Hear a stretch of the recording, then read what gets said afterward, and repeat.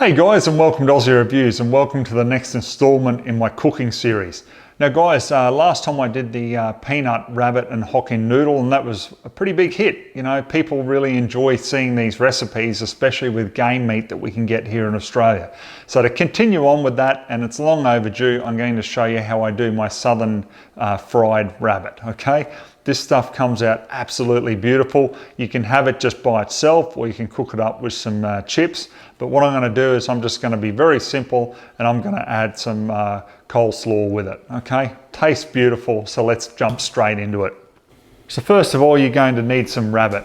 I like to use 2 rabbits, and as you can see, I've pretty much boned everything out except the front legs. I've left them with the bones in them.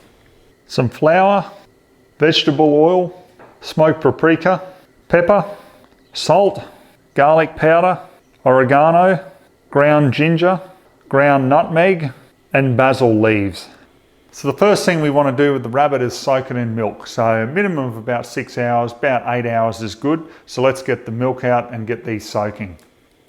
Pour the milk in and pop it in the fridge there for a minimum of 6 hours. So while the rabbit is in the fridge, we want to actually prepare all the other ingredients to coat it in. So just grab yourself a container like I've got, because obviously I'm going to put the lid on it and we're going to shake all the ingredients up. If you don't have a container like this, pretty simple. All you need to do is just use a Ziploc bag, so just a plastic bag. Add the 2 cups of flour, 2 tablespoons of salt, 2 tablespoons of pepper, 2 tablespoons of smoked paprika,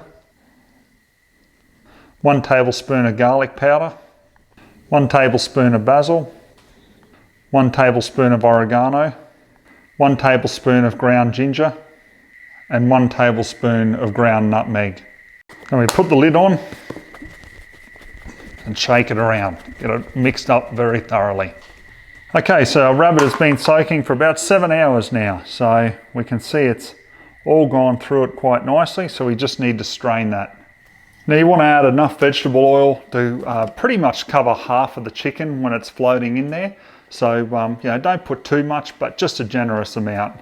Just grab the rabbit and just coat it very generously in the mixture. Gonna make sure it's got a nice coating all over it. Then put the rabbit in the oil and lay it away from you to stop it spitting on you. So you just want to make sure that you don't put too much rabbit in at one time. So in other words, you just don't want it overlapping each other. So you just want that oil to just fry it up nicely. Okay, so that's been frying for about 5 to 6 minutes. So grab yourself a plate and a paper towel. Just put the rabbit onto it there, just so it can drain any excess oil off. So here's the final result. My southern fried rabbit with coleslaw and also mayonnaise dipping sauce. It just looks fantastic, doesn't it?